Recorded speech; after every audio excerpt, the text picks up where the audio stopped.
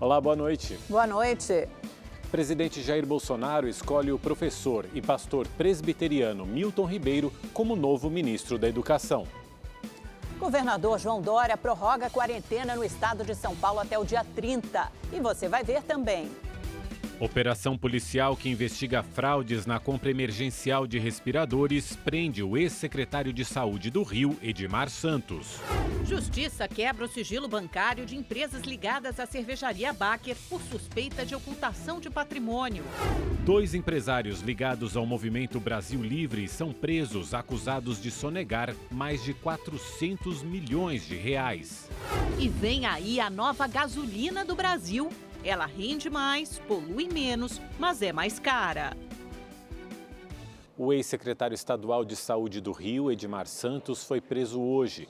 Ele é suspeito de envolvimento em um esquema de fraudes em contratos emergenciais durante a pandemia de Covid-19.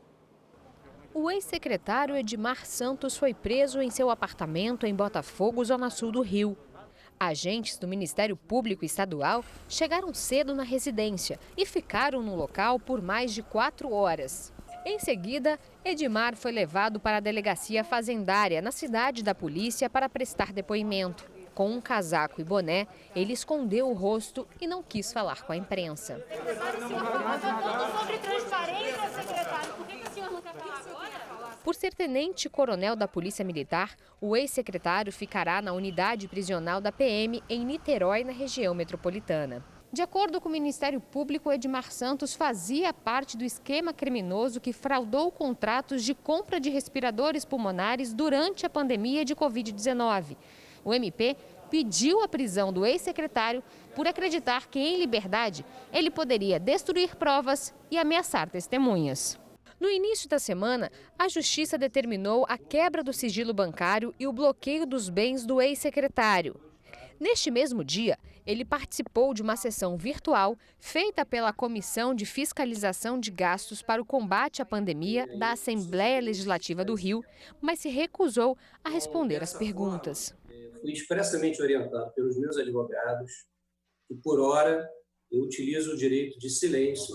A ação de hoje é um desdobramento da Operação Mercadores do Caos, que desde o início de maio investiga a fraude na compra de 1.000 respiradores para o tratamento de pacientes infectados pelo novo coronavírus. O governo pagou mais de 36 milhões de reais antecipadamente para 3 empresas, mas nenhum respirador chegou aos hospitais. Edmar Santos assumiu a Secretaria Estadual de Saúde no início do governo de Wilson Witzel.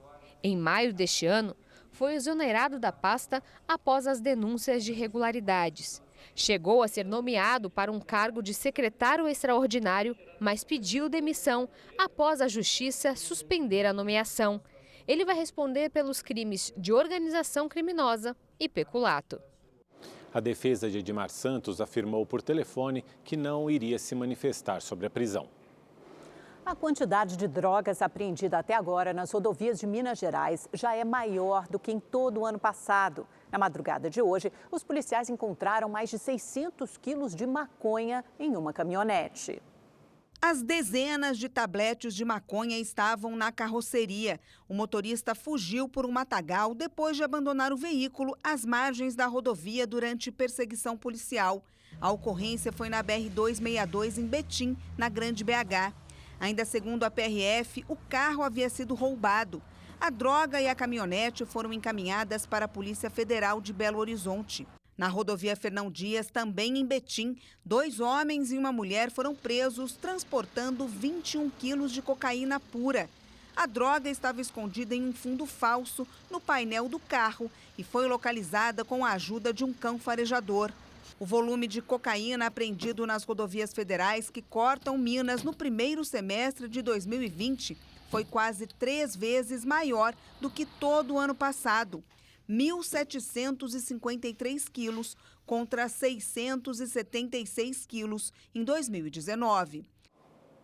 E também em Minas Gerais, a Justiça quebrou o sigilo bancário de 5 empresas ligadas à cervejaria Baker.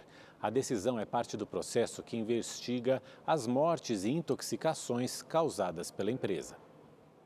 O Ministério Público pediu acesso às movimentações bancárias dos últimos 12 meses, feitas pelas 5 empresas que compõem o Grupo Baker.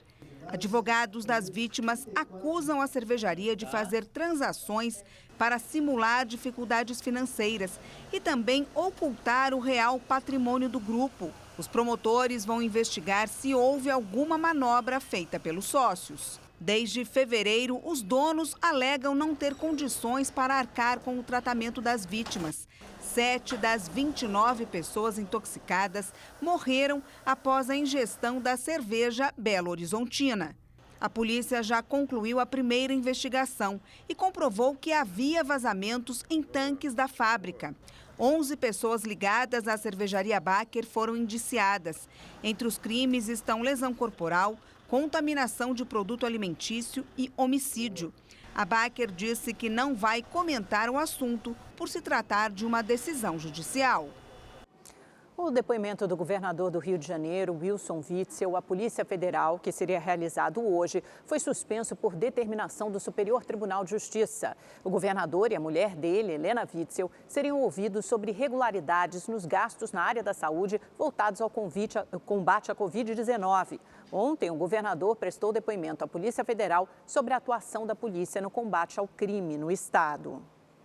A escoliose, uma deformidade na coluna vertebral, atinge de maneira mais efetiva crianças e adolescentes em fase de crescimento. A maioria dos casos é leve e solucionada com fisioterapia, mas em algumas pessoas o problema evolui rapidamente e até uma cirurgia pode ser necessária. Eu acredito que ela não aguenta mais 2 anos, não, sem precisar de uma cadeira de roda. Já está todo torto, tem uma coluna aqui, ó, que já está aparecendo, tipo, você toca assim, você sente ela. O sofrimento do filho explica o desespero dessa mãe. Além de ser autista, Everton nasceu com uma deficiência mental. Ele começou a ter dificuldade para caminhar em 2017, quando o irmão decidiu levá-lo ao médico do SUS, que encaminhou o rapaz a um ortopedista. A consulta levou 2 anos para ser realizada. O ortopedista disse que ele precisa passar por outro especialista. Foi quando a família decidiu procurar uma entidade assistencial. Os exames mostraram que o rapaz tem escoliose, uma curvatura lateral na coluna vertebral que vai se acentuando e prejudica os órgãos, como os pulmões, por exemplo. Hoje, o problema é tão grave que ele tem dificuldade para ficar por muito tempo na mesma posição e precisa passar por cirurgia. A mãe deixou o trabalho para cuidar do filho. Ele também tem dificuldade para respirar. Então essa é outra indicação para o tratamento cirúrgico para evitar essa compressão do pulmão e diminuição da capacidade respiratória. A cirurgia para a escoliose evoluiu muito nos últimos 10 anos, principalmente mais recentemente.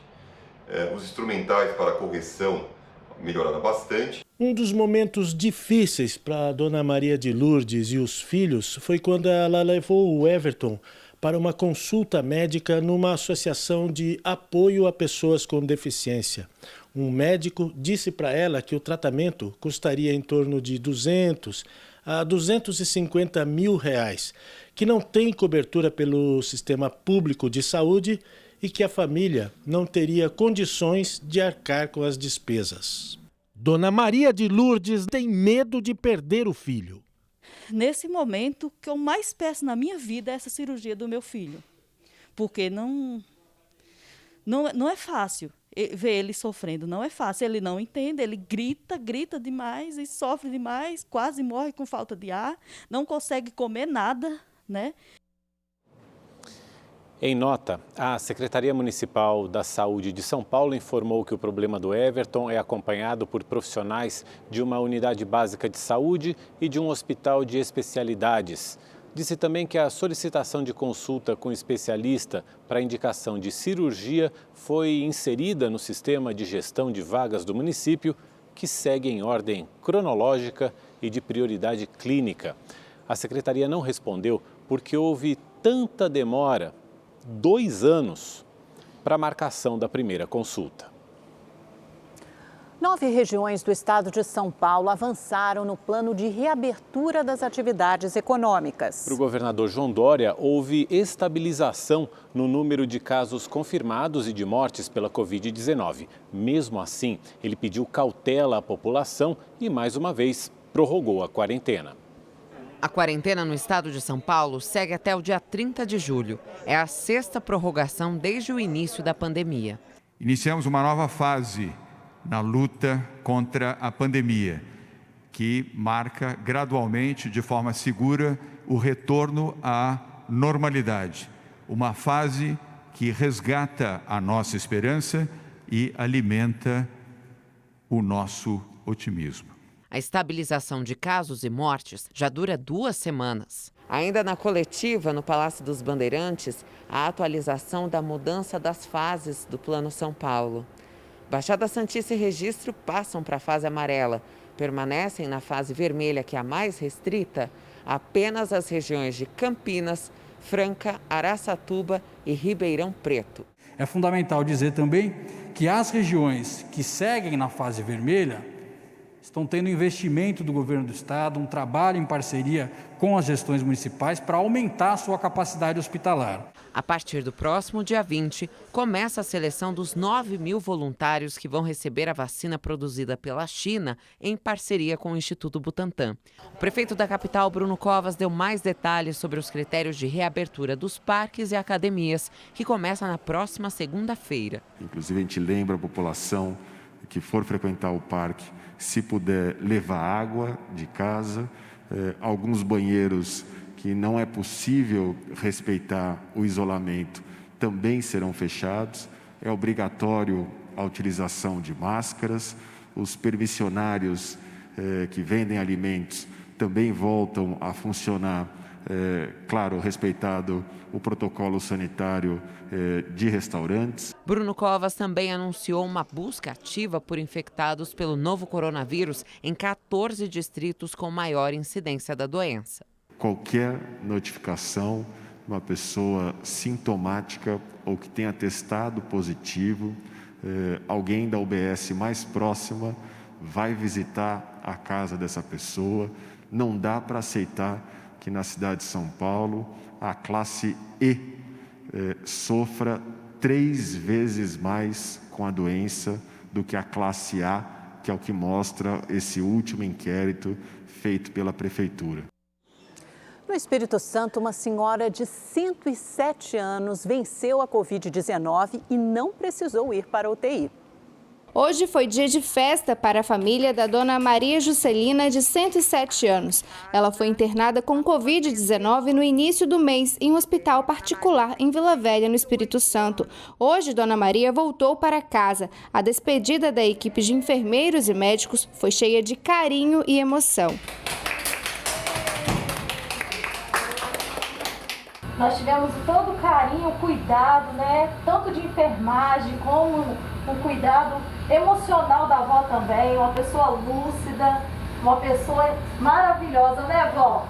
Dona Maria foi internada com um quadro clínico delicado. Ela precisou da ajuda de oxigênio durante alguns dias de internação, mas, segundo os médicos, ela evoluiu bem e não precisou de leitos de UTI. Com mais de um século de vida, Dona Maria agora já está em casa, de volta para os seus 68 bisnetos e 26 tataranetos. Uma das netas comemorou em um vídeo o retorno da avó. A família toda está muito feliz com a recuperação e a volta da minha avó.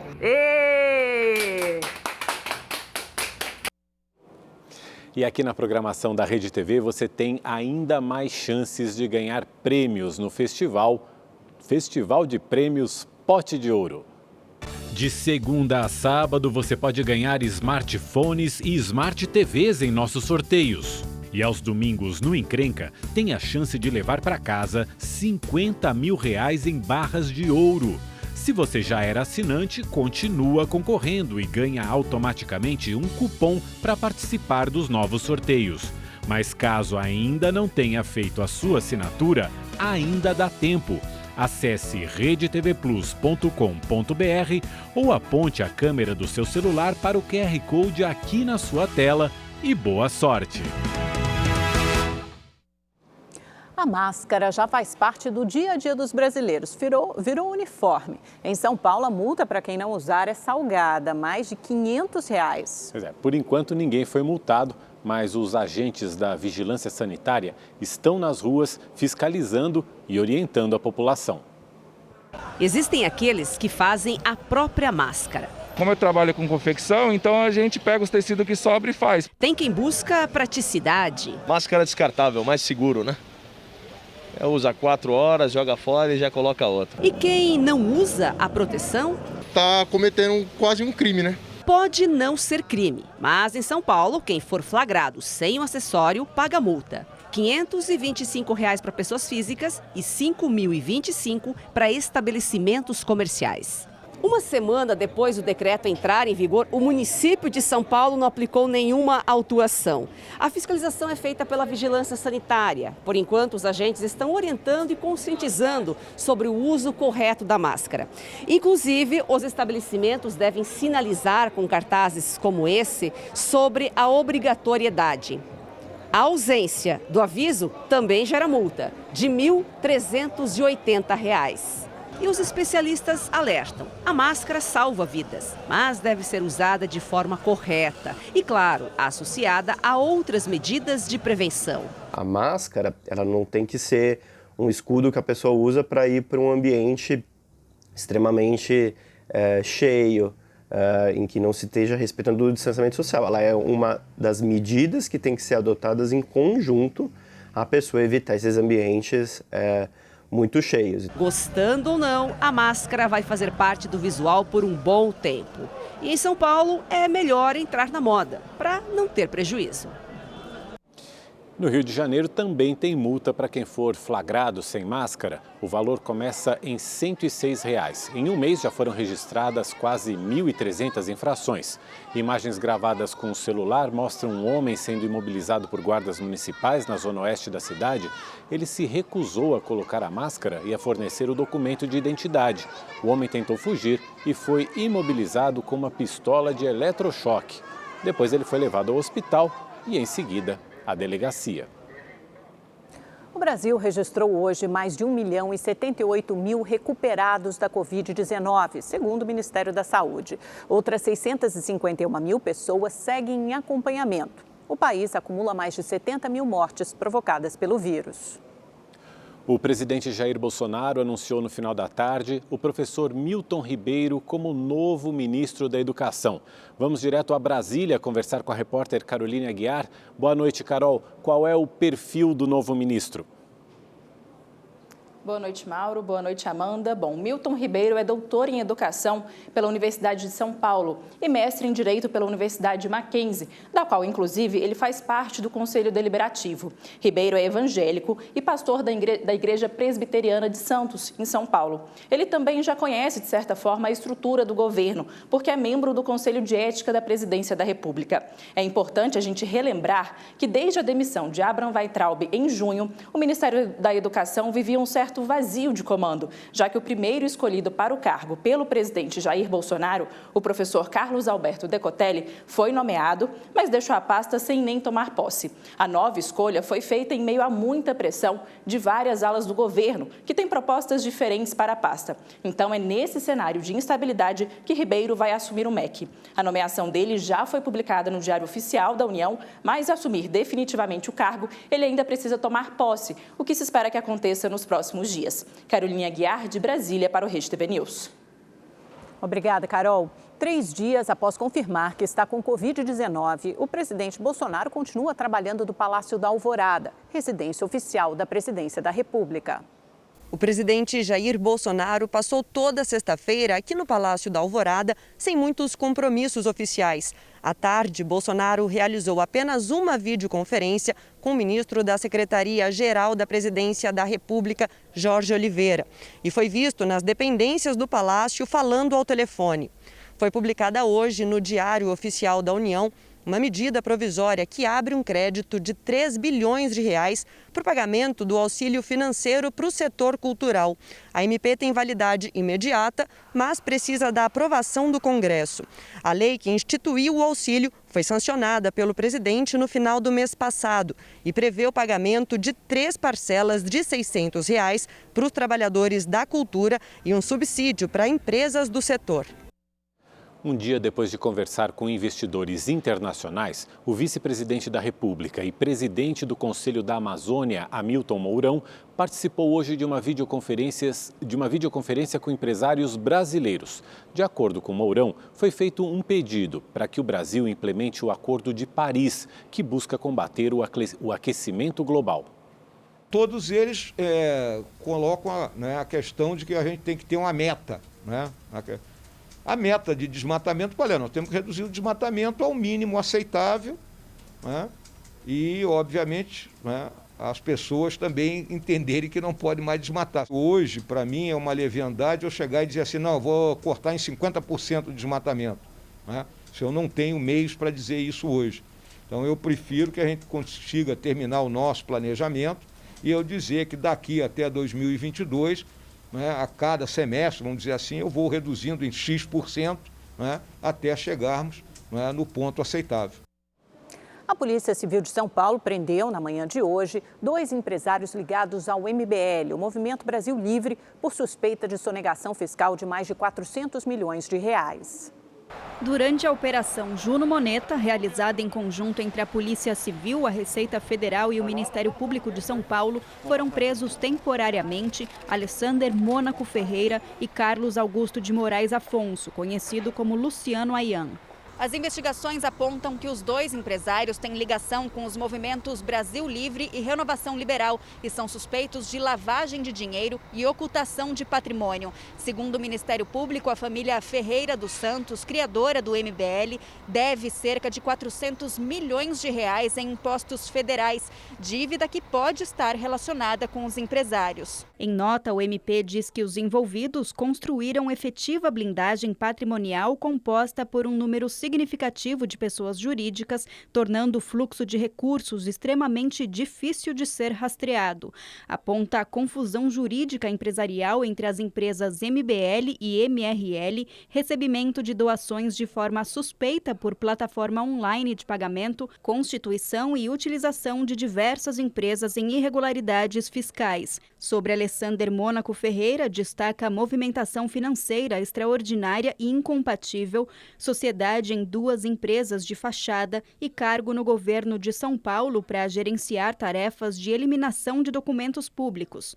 No caso de Luciano Ayan, o MP evidencia a ameaça àqueles que questionam as finanças do MBL, disseminação de fake news e sociedade em ao menos 4 empresas de fachada. A polícia fez buscas nas sedes dos movimentos em São Paulo e em outros 4 endereços. Foram apreendidos documentos, celulares, computadores, HDs e pendrives. Na casa de Alessander, a polícia apreendeu R$ 37 mil em dinheiro. Na casa dos pais dele, em Bragança Paulista, no interior de São Paulo, foram apreendidos mais de R$ 65 mil em espécie.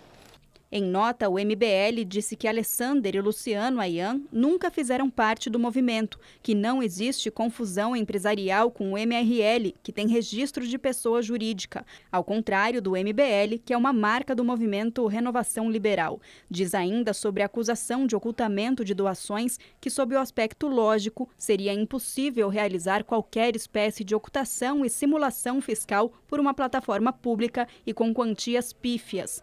Por fim, esclarece que as atividades empresariais e familiares dos fundadores do MBL são anteriores ao movimento e não possuem vínculo, conexão ou convergência de finalidade. O governo de São Paulo informou em nota que Alessander Mônaco Ferreira foi contratado pela imprensa oficial do Estado em fevereiro de 2019, mas não tem mais vínculos com o órgão desde 15 de janeiro deste ano e que sua contratação foi baseada na experiência comprovada em currículo. A nota diz ainda que os fatos revelados pela operação de hoje, a Juno Moneta, não têm relação com o governo de São Paulo. A partir de agosto, os motoristas brasileiros vão abastecer os seus veículos com uma gasolina de melhor qualidade. A Petrobras vai modificar a composição e equiparar o combustível nacional ao que é vendido no mercado internacional. Tem gente que usa a comum, outros preferem a aditivada, que é um pouquinho mais cara. Mas, independentemente da escolha do motorista, a qualidade da gasolina no Brasil ainda divide opiniões. Razoável, tem que garimpar os postos. Essa moto mesmo é bem enjoada e eu já tive bastante dor de cabeça. Eu acho que é ok. Também não tenho muito parâmetro para comparar. Tem que saber escolher o posto e sempre ir no mesmo posto. Porque se tiver batizado, você já sabe onde que aconteceu. Denis é consultor automotivo nesta oficina mecânica na zona oeste de São Paulo. Ele conta que sempre recebe carros com problemas ocasionados pela má qualidade da gasolina. Há anos que, infelizmente, ocorre adulteração e, infelizmente, o motorista que acaba pagando essa conta final. Porque são várias peças danificadas, bombas de combustível, próprio motor. É uma situação que não muda há muito tempo. Mas essa realidade deve começar a mudar. De acordo com a Agência Nacional do Petróleo, a ANP, a partir do mês que vem, a gasolina que é vendida aqui no Brasil deverá seguir novas especificações. Na prática, isso significa que o combustível terá melhor qualidade e vai deixar os carros mais eficientes, reduzindo o consumo e a emissão de poluentes. Por outro lado, o preço do litro da gasolina vai ficar mais caro também. De acordo com este especialista do setor automotivo, apesar de pagar mais caro, a mudança será vantajosa ao motorista. A expectativa de aumento nas distribuidoras é em torno de 3 a 4% no valor do combustível. Já o aumento em performance ou em autonomia é de 5 a 6%. Então já tem um ganho em percentual nesse aspecto. Para o presidente da Sincopetro, vai ser fácil para o consumidor perceber a diferença no rendimento do automóvel. É só fazer a conta para ver a quilometragem que seu carro faz. O consumidor saberá perfeitamente se está usando uma gasolina de boa qualidade ou de baixa qualidade. Porque na realidade muitas das vezes se toma a decisão pelo preço, que nem sempre o preço é um bom negócio. Mesmo sem saber ao certo o quanto a nova gasolina vai pesar no bolso, motoristas já aprovam a mudança. Eu acredito que vai ser melhor para todos, né? Porque você diminuindo a poluição, melhor para o clima, para o planeta. E para a gente que é consumidor final, é excelente, né? Você aumenta o rendimento do carro, diminui manutenção. Foi anunciada hoje a descoberta de uma nova espécie de dinossauro brasileiro. O fóssil foi encontrado na bacia do Araripe, um dos mais importantes sítios arqueológicos do mundo, localizada no sul do Ceará. A descoberta foi publicada na revista Scientific Reports. Foram anos de estudo e preparo até a divulgação da descoberta. A nova espécie foi encontrada em 2008 em uma mina de gesso. O pequeno fóssil da pata traseira do dinossauro foi levado para o Museu de Paleontologia de Santana do Cariri, no Ceará. Em seguida, passou por estudos e preparo na Universidade Federal de Pernambuco. Um trabalho delicado e demorado. Em 2016, o fóssil foi levado para o Museu Nacional, no Rio de Janeiro, para a fase final do processo. O incêndio que destruiu o prédio em 2018 não danificou a peça. A espécie foi batizada com o nome de Aratasaurus Museu Nationale, em homenagem ao museu. Depois de anos de estudos e preparo, o fóssil foi apresentado hoje ao mundo. Era um dinossauro jovem de pequeno porte. Compõe o grupo dos carnívoros que originaram as aves atuais. Poderia chegar até 3 metros e pesar cerca de 30 quilos. Tem entre 110 e 115 milhões de anos. E seria mais velho que os famosos tiranossauros. Além do fóssil, os pesquisadores descobriram também detalhes da vegetação e do clima daquele período. Nós encontramos pequenos fragmentos lenhosos escuros que estão relacionados à ocorrência de incêndios vegetacionais. E isso indica que naquela época, há milhões de anos atrás, durante o período Cretáceo, esses incêndios eram comuns de acontecerem, assim como ocorre hoje em dia. A descoberta fóssil volta as atenções para a bacia do Araripe, esse importante berço dos dinossauros brasileiros. Final de semana chegando, é hora de saber como fica a previsão do tempo com a Gabriela de França. Continua esse calor, Gabi? Continua, Amanda. Boa noite para você, para o Mauro. Ótima noite para você de casa. Vamos dar uma refrescada. A gente vai ver imagens aí lá do sul de Minas, onde o dia começou, gente, congelante e com geada. A gente teve recorde de frio lá em Monte Verde. A temperatura ficou 2 graus abaixo de zero, com sensação térmica de 5 graus negativos. Muito frio. Para quem gosta, tava uma delícia, né?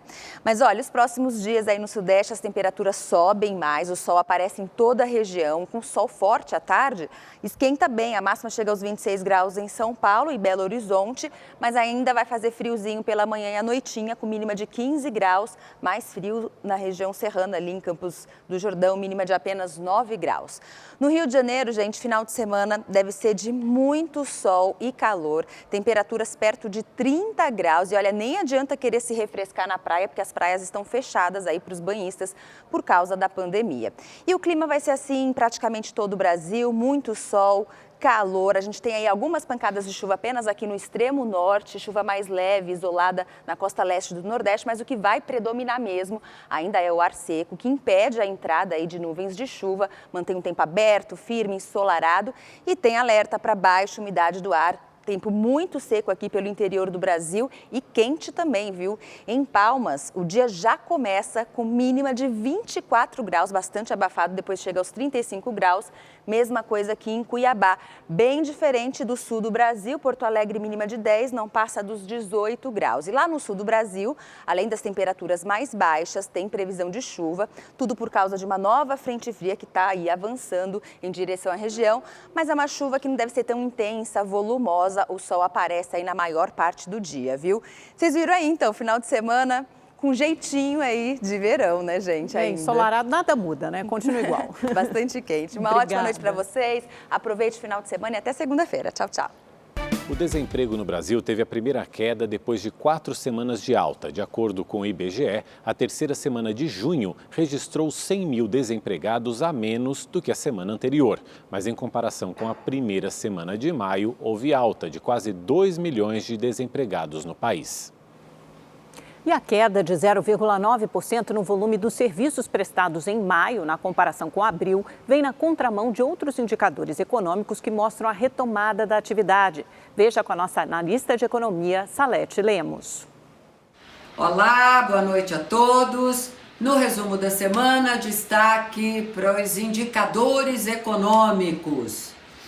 Nós tivemos a divulgação hoje do desempenho do setor de serviço, que frustrou expectativas. Nós tivemos na relação maio-abril uma queda de 0,9%. Isso veio na contramão de todas as expectativas, porque durante a semana nós tivemos a divulgação dos dados da produção industrial, por exemplo, com crescimento de 7%. Depois veio o crescimento das vendas no comércio varejista, 13,9%. Claro que as vendas foram estimuladas pelo auxílio emergencial do governo, que com desvios e com desajustes, ou apesar dos desvios e desajustes, acabou chegando no bolso do trabalhador brasileiro. Nós tivemos produção industrial crescendo 7%, nós tivemos pela primeira vez a queda do desemprego. Só que hoje houve essa frustração por conta de serviço, que é de fato o setor que mais emprega no Brasil. Mas, gente, o setor de serviço está parado.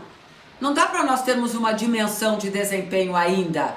Bares, cabeleireiros, barbearias estão com as portas meio abertas, meio fechadas. Então, devagar com andor, que o santo é de barro. Dá para comemorar alguma coisa assim? Produção industrial em alta, venda no comércio varejista em alta, desemprego em queda e vamos aguardar mais um pouquinho para essa retomada do setor de serviços. No mais, um bom final de semana a todos. O Ministério Público encontrou cerca de 5 milhões de reais em dinheiro em uma casa na cidade de Itaipava, que fica na região serrana do Rio de Janeiro e pertence a Edmar Santos, ex-secretário estadual de Saúde do Rio de Janeiro, preso hoje na capital fluminense. Edmar Santos é suspeito de irregularidades em contratos da saúde firmados durante a pandemia. E o Rede TV News fica por aqui. Uma boa noite para você. Boa noite, bom fim de semana.